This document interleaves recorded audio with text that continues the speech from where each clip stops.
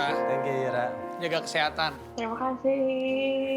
Ya, ternyata Semua banyak. orang yang Ya. pernah dekat pasti Pasti. bilang beliau sosok yang baik, luar biasa. Nggak pernah bicara yang nggak baik tentang orang lain. Itu pelajaran yang bisa kita dapat.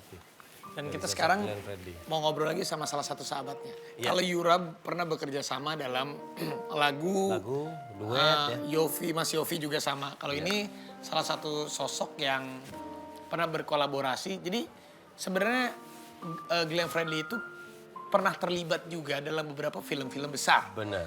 Dan sosok Glenn Fredly ini ada di belakangnya. Iya. Di belakangnya itu bisa menjadi produser atau dia yang membuat soundtrack.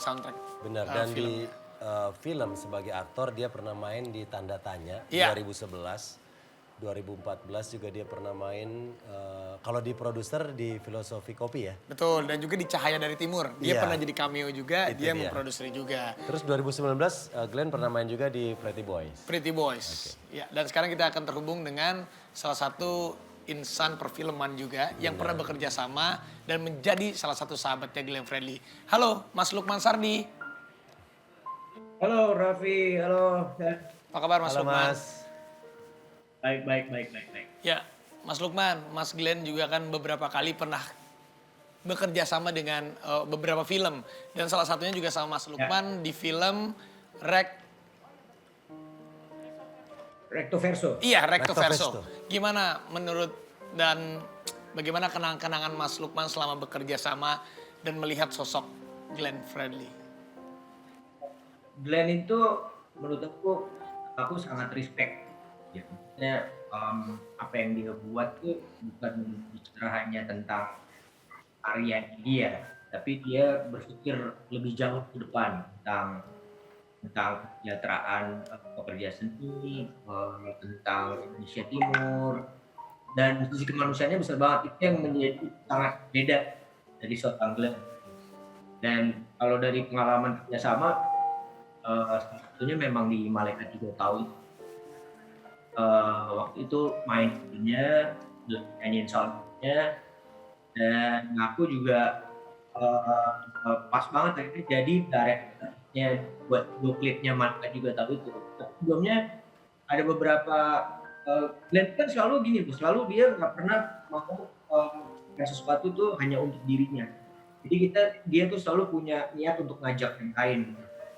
Kayak beberapa kali tuh Glenn ngajak aku manggung sama dia, entah jadi bagian di bukan nyanyi tapi bacain puisi di acara konser dia.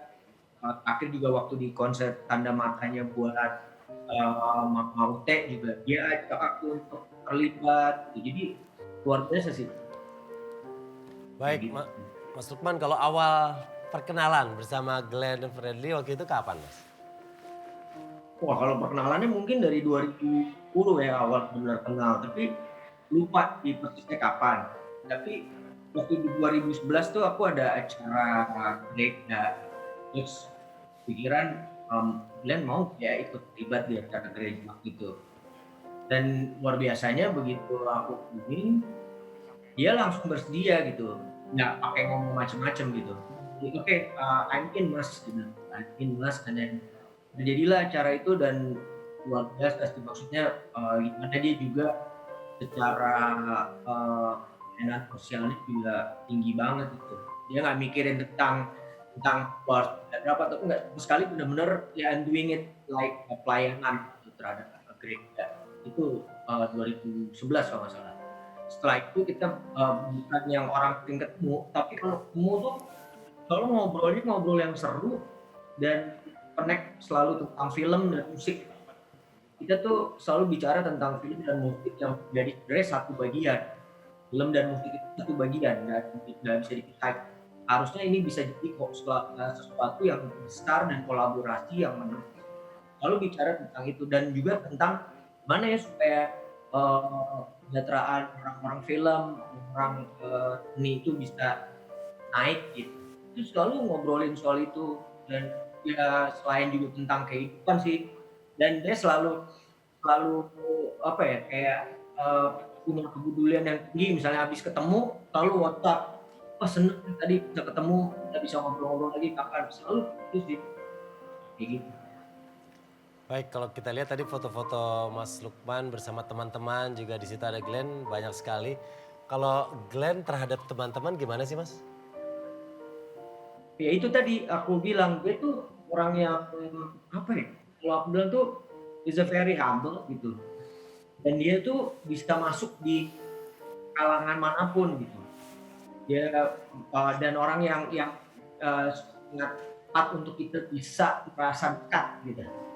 Ya kan? Dan ada orang mungkin yang, oh ini gimana, kalau dia tuh bikin orang langsung merasa deket aja sama dia gitu, karena yang dia tadi humble, senyum, dan selalu, positive thinking gitu, terhadap segala sesuatu gitu. Dia bukan, yang menariknya dia kan seorang aktivis juga, dia punya idealisme gitu, tapi dia penyampaian, idealisme itu selalu dengan cara yang baik gitu, bukan yang bukan orang yang meledak-ledak, sehingga orang-orang yang mungkin bisa juga nggak pendapat sama dia, tapi tetap bisa respect sama Oke. dia.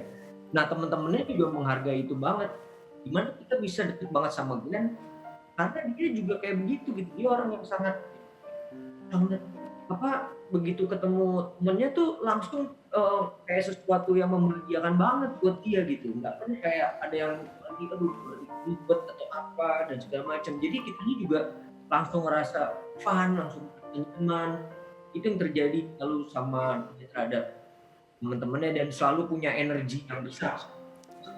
Oke, Mas Lukman, ada nggak kata-kata yang sering disampaikan atau yang paling Mas Lukman ingat dari Glenn?